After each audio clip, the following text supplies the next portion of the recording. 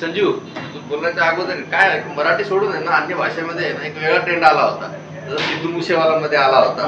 तर अशा प्रकारे मराठीमध्ये पण काहीतरी पुढे येईल का अशी लोकांना जी शंका वाटत होती ना, ती शंका त्याच्यामुळे दूर झाली. माझं नेहमीप्रमाणे प्रयत्न असतं की मी काहीतरी वेगळं करावं आणि असं काहीतरी करावं की ते फक्त महाराष्ट्रात नाही तर ते महाराष्ट्राच्या बाहेर पण जाणार.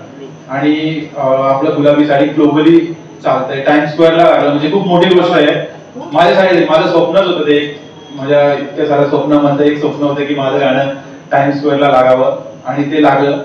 आणि त्याचप्रमाणे हे जे आहे ब्राईट तुझी नवरी गाणं, हे पण तेवढ्याच मेहनतीने आम्ही केलंय आणि तुम्ही तेवढंच प्रेम द्या या गाण्याला अशी मी अपेक्षा करतो. मराठी रॅप लव्ह सॉन्ग ही जी नवरा संजीवची ओळख झाली आहे.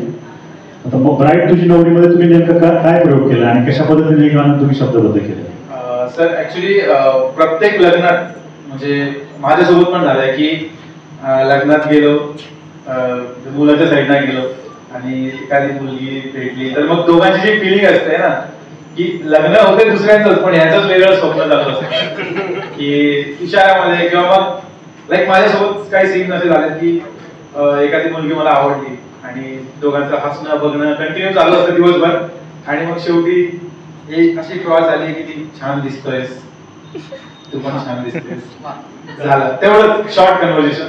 आणि शेवटी काय होतं, एंड खूप छान होतो, निघून जाते आपण निघून जातो, नंतर मग मी विसरून जातो.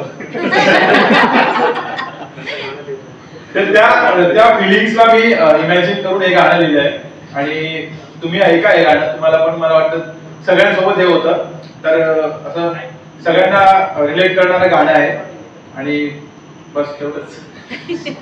या गाण्यामध्ये खूप चांगले हुक्स आहेत, म्हणजे ज्याला एखादी कडवं जे लक्षात राहतं असं आपण म्हणतो.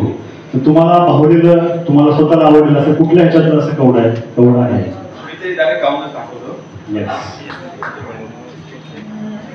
अशी डोळ्यात पाहू नको आणि लाजत जाऊ नको, दिसतेस गोड लाडानं बोल मिठीत येऊन जा, येणार ना घराणी तुला नवरी करून आता नेणार ना, येणार ना घराणी तुला नवरी करून आता नेणार ना.